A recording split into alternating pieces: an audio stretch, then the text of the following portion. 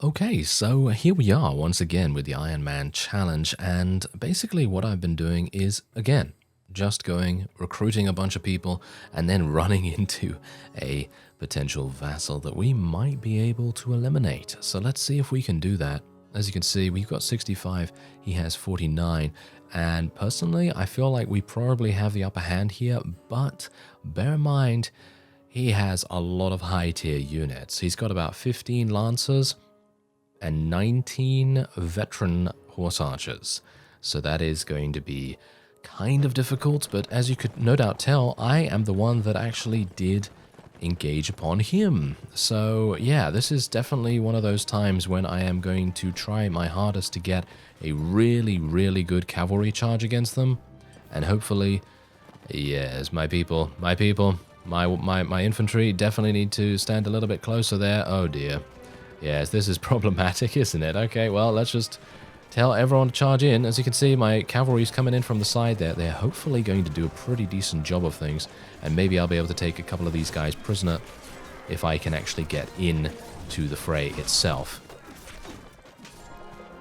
There we go. Oh, yeah, a little bit. Okay, well, my people are actually doing a pretty decent job of things so far, and hopefully we can just prevent many of the enemy's lancers and things from getting into the archery line. Now, bear in mind that the recruits that I have are literally Vajir archers. They are very, very low tier Vajir archers, but they are archers nevertheless, and they're going to get killed very, very fast indeed. So you definitely need to be a bit on the lookout for that kind of thing, but I think we should be absolutely fine.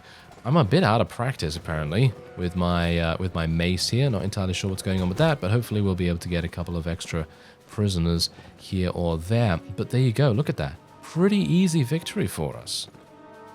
And there, once again, are my settings, just so you know that everything is as it should be. And what we're going to do is hopefully take this guy prisoner as well. I'd like to be able to. He's still alive. Yep, there we go. We got him. That's 180 dinars going to be added to our coffers. And yeah, actually, I've been doing a lot of leveling up. There has been a little bit of movement in regards to war declarations and things like that as well. Basically, what has happened, the Saranids have made peace with the Vajirs. And so my Weaverian Dye Works down in Cuba is now providing monetary gains again, which is fantastic because, of course, we were a little bit disappointed by the fact that we were not going to be able to profit from that with the war going on, but now because there's peace, it's all good again. And otherwise, I have been spending a lot of money on leveling up troops, and so basically I've spent about 3,000 on just leveling up troops. So I basically have a couple of very low tier crossbowmen from the Rodox in the garrison at Wercheg, and we also have about 25 Vajir low-tier archers as well, and I'm hopeful that that will be a good amount of units to put into the garrison. I don't think that's going to be too bad for us. Otherwise, let's just take as many people as we can get so that we can actually place these in the garrison. And that's going to be really nice for us. Hopefully I'll be able to find a ransom broker as well. Oh yeah, there's also something else that is going on, and that is Ravedin. Ravedin is currently under siege, and it is under siege by an enormous force of Khergits. And we are almost back to Wercheg. I was actually all the way down here somewhere, and we're almost back at Wercheg now. So we will hopefully be able to get there. Hopefully find a ransom broker. I could have looked for one, but I was not really wanting to have this be a problem, where the Khergit Khanate vassals may have intercepted me upon me taking out one of their comrades. They would have been pretty annoyed by that. So, you know, I kind of wanted to be a little bit careful about that. Otherwise, let's have a look, see how much I'm going to make here. As you can see, I've got 5,200, which is really not very good. But hopefully these prisoners will get me a little bit more cash. And I have not been able to buy another Weaverian Dye Works just yet. Just purely for the fact that I only had 10,000 and I was starting to level up recruits. And at that point, then I just didn't have the 10,000 remaining. And so I wasn't able to build one, which is unfortunate. I would have loved to have been able to build one, but that's just how it goes. Leveling up, Especially, I mean, I've got a whole bunch of Swadian footmen in here, as well as the lowest tier of crossbowmen over here as well. And these guys are basically going to be... I would think they're probably going to be enough to kind of force people away from besieging Wercheg, but it is going to be a bit of a touch-and-go kind of situation, because it might very well be that they'll just be like, oh, I don't care about these crossbowmen or anything like that. I'm just going to absolutely murder this particular fellow. Anyway, this is the loot that we gained from the previous fight with the Noyan fellow, and I'm just going to sell all of that. And we also need to buy some food. Look at that. Oh, I've been running around so much, I've just completely neglected the food. That is pretty bad. Anyway, there you go. We've got 79 in my army at the moment, which is max, and we have 126 in the garrison, which is not very good, I gotta say. And I still need to get one more level. Am I close to level? Not really. That's kind of unfortunate. Oh well, never mind. Now, I am actually waiting for the Kingdom of Nords to declare peace with us. Because as you can see, they're being kind of annoying. Look at these guys. They're running around here thinking like they own the place, and they kind of do, actually. They kind of do. Ooh, Albert Castle has 70. Yeah, we might be able to take that, but they've only got 4 Huskarls. That's actually not even that bad, and they only have 7 veteran archers, so that's not even too bad. But this guy has 135. Now, it really depends on how much tactic skill he has, whether we're actually going to be victorious here. Is he faster than me? No, I'm much faster than he is. Okay, so that's fantastic. I'll be able to move around him a little bit. Oh, there we go. Phew, that was a bit close.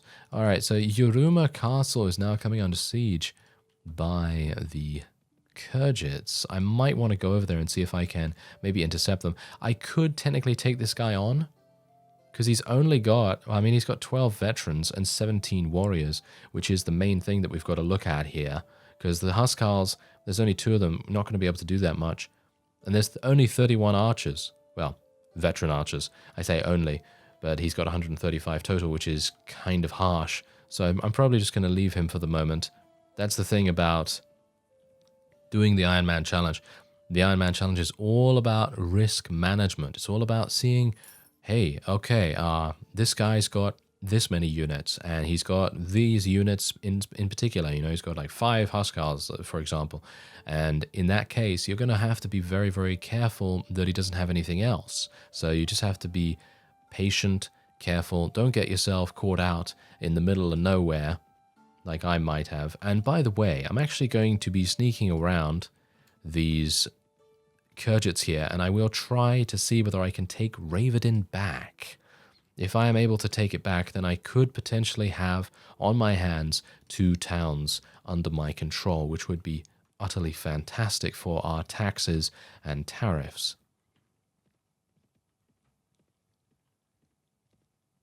But if not, then, well, maybe we'll get a nice fight on our hands. Let's have a look-see here.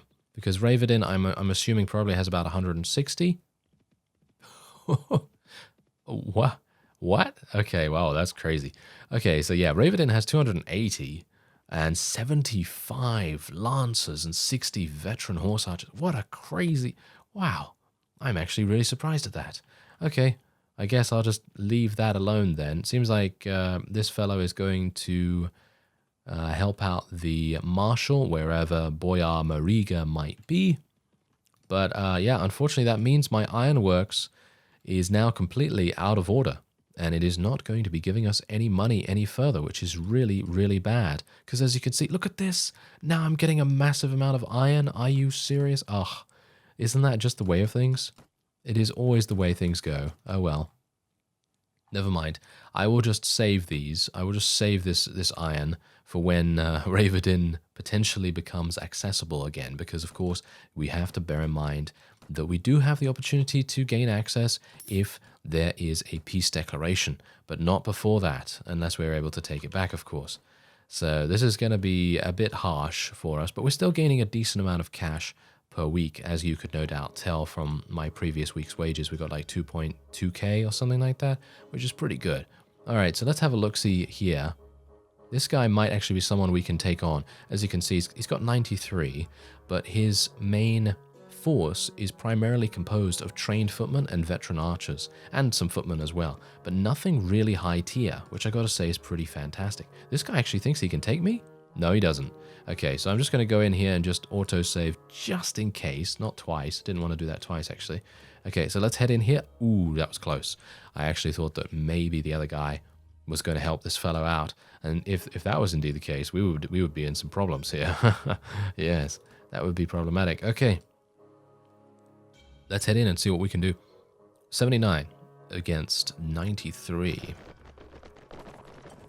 I think we should be okay. I mean, there's 63 on both sides, so that means we have an equal amount of tactic skill.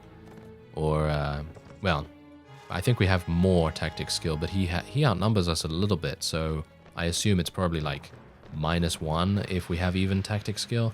So we must have more than he does, which is actually pretty good. Alright, so I'm just going to place my units in a standard formation here. Archers at the back, infantry in the front.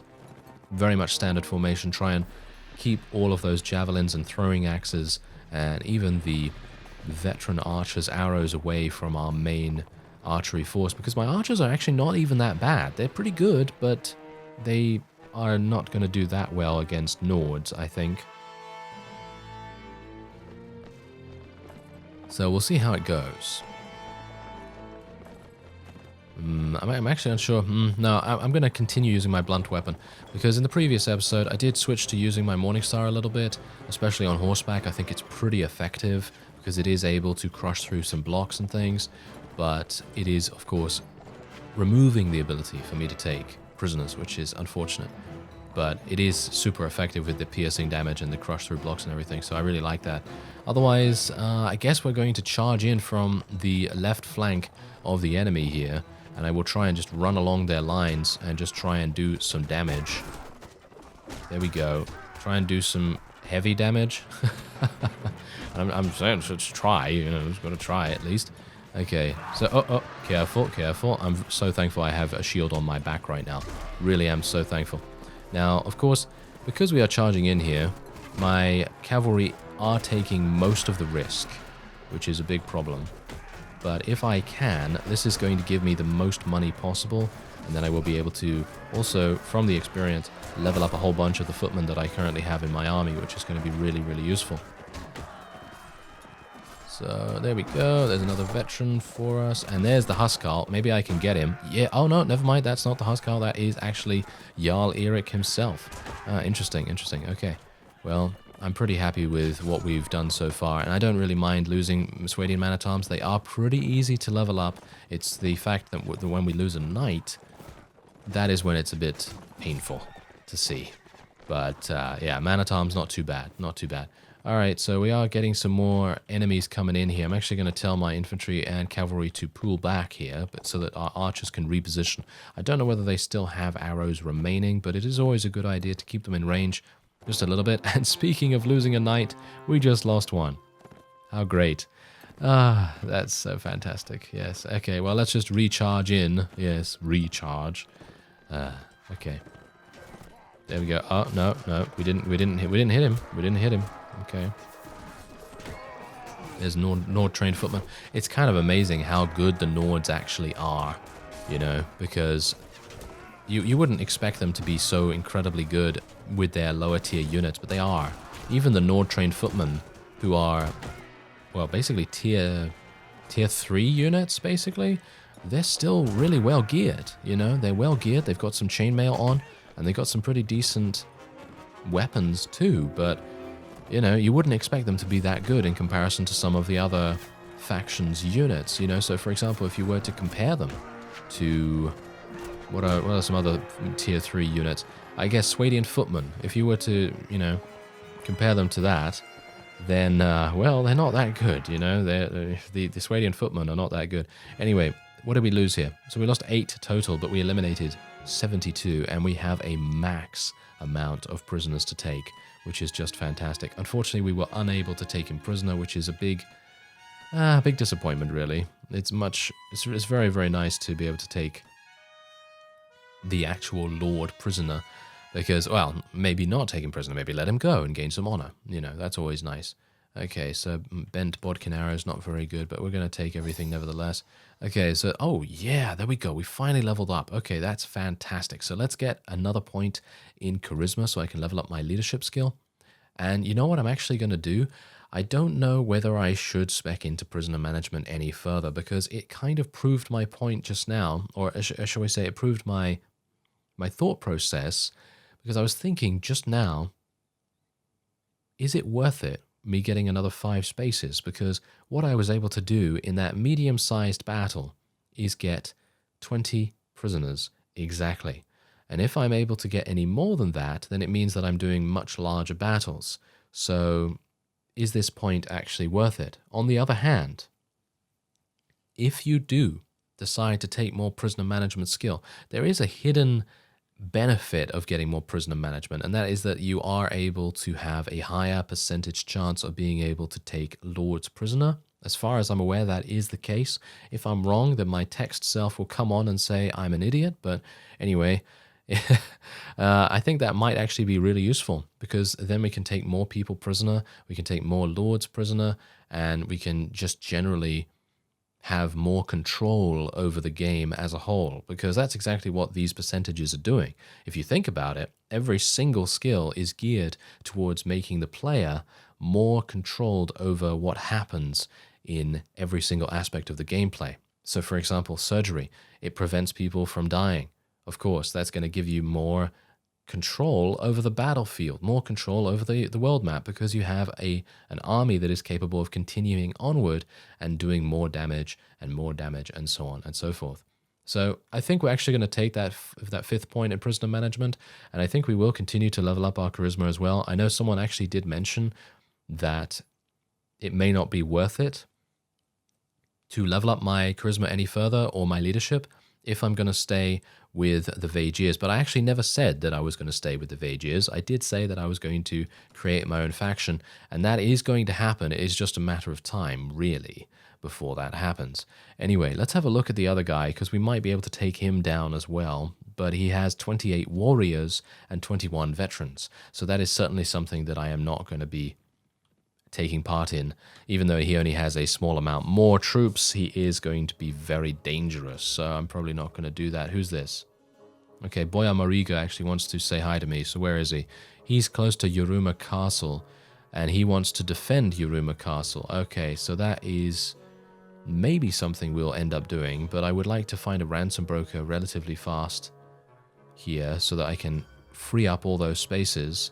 I think we have one in here, don't we? No, we don't. That's problematic. We might be able to go to Wurcheg, but that is so far away. But I could bring out some more people to level them up. That might be worth it. That's another thing we've got to take into account, the travel time in between these battles. We now have 15 knights. That's pretty amazing. Okay, well, let's just continue leveling them up. Oh, nice. Another 7 man-at-arms. That's really good. Okay, happy with that. Yeah, we kind of need to... Whoa, okay, the Kurgits have expanded massively. I did not realize that they had taken Dirim as well. Wow. When did they do that? Did I completely black out for that particular siege? Apparently. Okay, well, that's pretty crazy. And the Kurgits have taken Yuruma Castle from the Vaegirs. I mean, that is to be expected. I mean, there was really nothing that we could do about that. They literally just went straight on from Ravadin over to Yuruma Castle with their entire band and their entire campaign, which is just so incredibly, well, powerful at the moment. Alright, so these guys are running to Slezsk Castle. Not entirely sure. Oh, that's the reason. Oh, okay, hello. Who's actually getting stopped there? Boyar Vlan. Oh, that is so unfortunate. If Sanyar Khan was not in this battle, I would be helping this guy, like, instantly.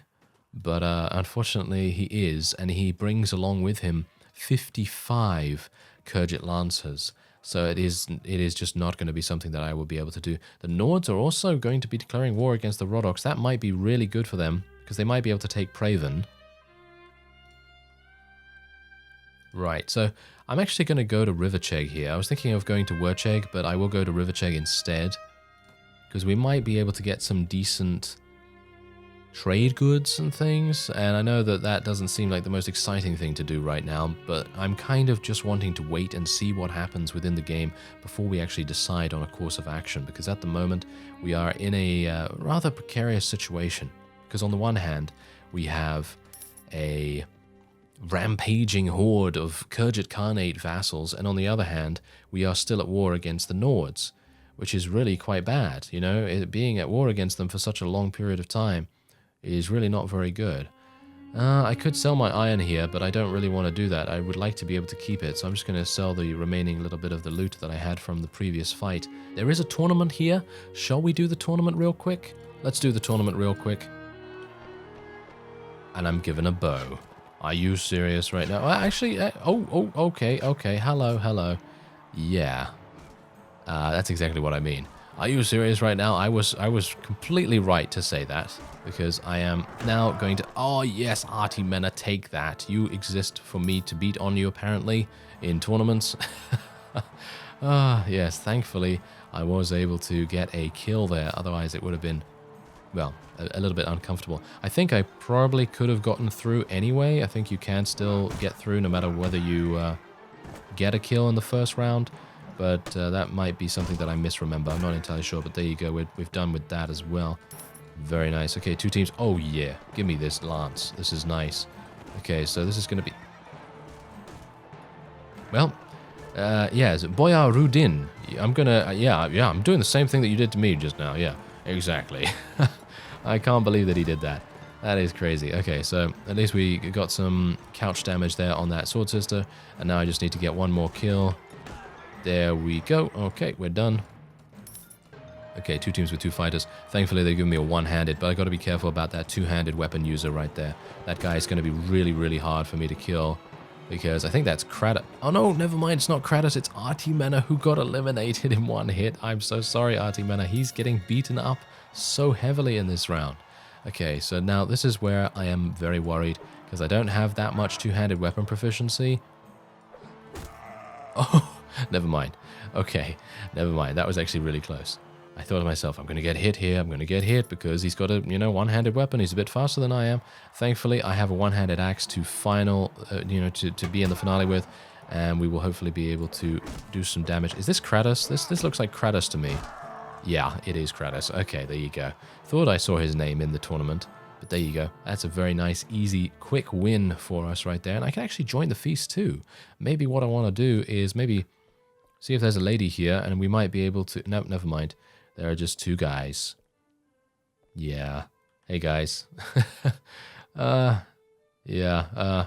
Well, I'm not really going to be getting anything from these fellows, so I guess I will just leave.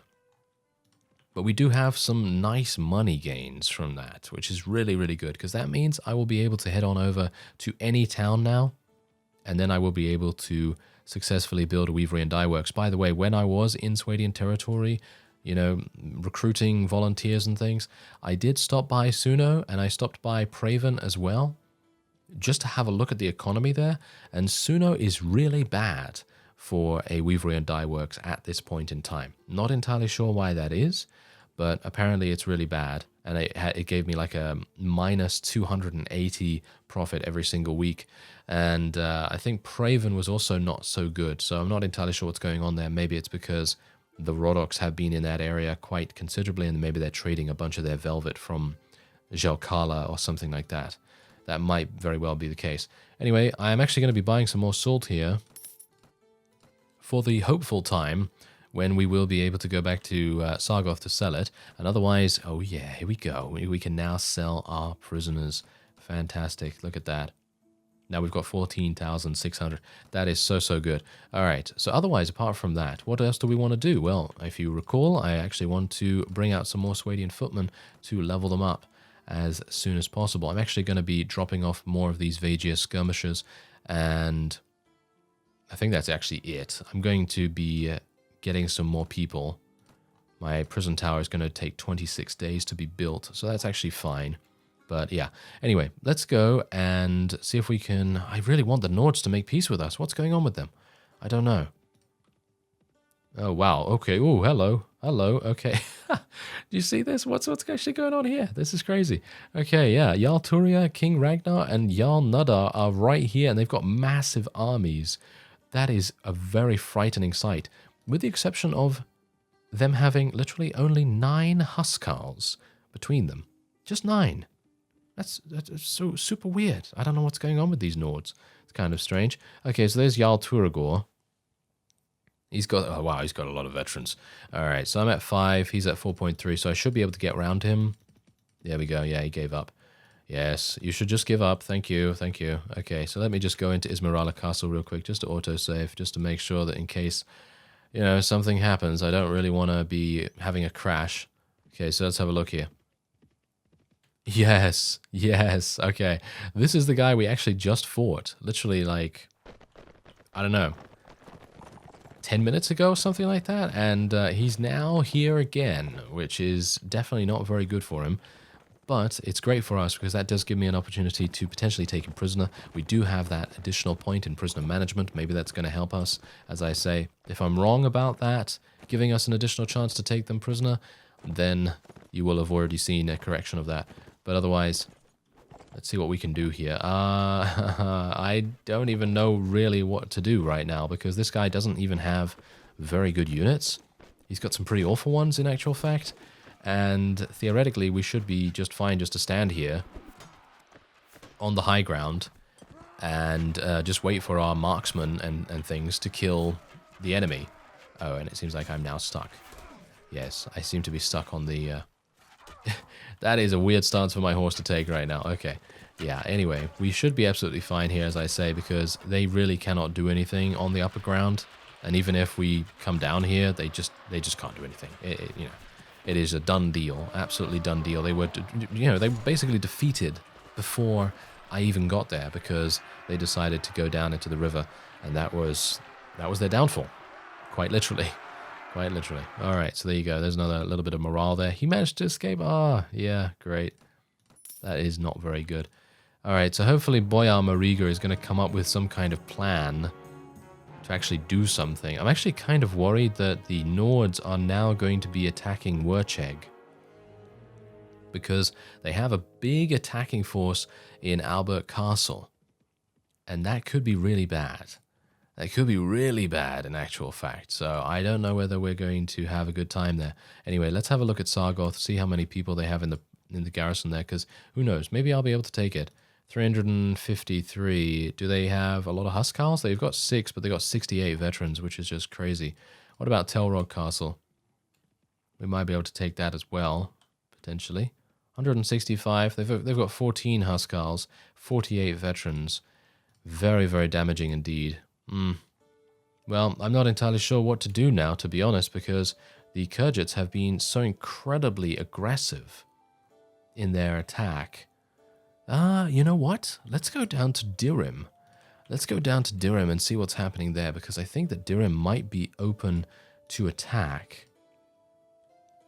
Because let's face it, they've been running around trying to besiege basically everything in sight, the Khergits, and I think this could be a good idea. This could be a good idea. Okay, so let's have a look-see how many they have in the garrison. We might be able to take it. Who knows?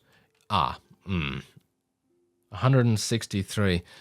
Now, here's the thing. I could probably do this. Do you think? It's probably not going to happen. I mean, they've got 59 veteran horse archers and 40 lancers, but the lancers are not something that is going to be too powerful. Ah, hello. Aha. There is a vassal who is slower than I am. Oh, yes. And we are going to attempt to catch him. Let's go. Ah, he's going to make it. Oh, no. He actually didn't decide to go in there. Why didn't he decide to go in there? I am very surprised right now. Okay. That is actually kind of hilarious. I don't know why he continued onward. That was very silly indeed. That was the silliest move that he could have made. And he has won silliest vassal of the year. Yeah, shall we say of the week, perhaps. Because there's a silly vassal almost every day. But yeah, there you go. Yeah, okay, so he's gonna just... Okay, yeah, he is kind of silly, isn't he? He's just literally gonna charge straight on in there. His horse has already been eliminated, and he hasn't even got his shield up against a whole bunch of Vagia archers.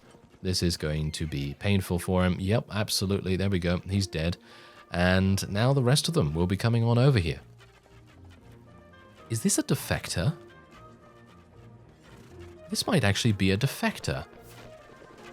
I have to see the... Yes, it is. There we go. I had to see the rest of his units to be able to know for sure, because Voldrat, I always get mixed up between whether he's a part of the Khergits or the Vagirs. But yeah, Voldrat is quite obviously a Vagir defector. And he is indeed going to be paying the price for his betrayal, you know. And it's going to be rather amusing at the same time, because we're probably not going to lose any person whatsoever, which is going to be kind of funny. But on the other hand, there's always that small suspicion in the corner of my mind that says, you're probably gonna die in this battle because you're so overconfident. And you know, it's probably gonna happen. It's probably gonna happen at some point or another, where I'm thinking to myself, oh, this vassal is super easy to kill, and then boom, out of nowhere, headshot from something and dead. And that's the end of the series. But yeah, hopefully that will not happen anytime soon. Anyway, there you go. Voldrat is now potentially our prisoner, but I'm not going to be taking him because he is a good personality. Otherwise, we will just be taking a couple of his units prisoner as well, gain a little bit of extra cash. I'm not going to be taking anything from there because I may very well want to buy some trade goods if at some point we actually do get a peace agreement. But considering I actually have a lot of cash right now, I'm going to go into Halmar here, considering we're very, very close by, and we're going to speak to the Guildmaster and see whether we can get a nice deal on Weavery and Dyeworks. Yes, there we go, 491, very good. I like it. And technically we could sell this iron here for 274, but as I said, I really want to keep that. I'll sell the salt here actually, because we're going to get a decent amount for it anyway, and let's just swap it for a little bit of food. Got to make sure that we're still topped up on that. And there is a Wandering Minstrel here. I wonder whether we've gotten his poem yet. Nope, we already have his poem. Okay, that's fantastic. All right, I think that's actually going to be it for this episode, but a lot has happened, and I have no idea how the Vagirs are going to fight back against the Khergits. They're doing such an amazing job of just rampaging through Vagir lands. I thank you very much for watching, and I will see you next time.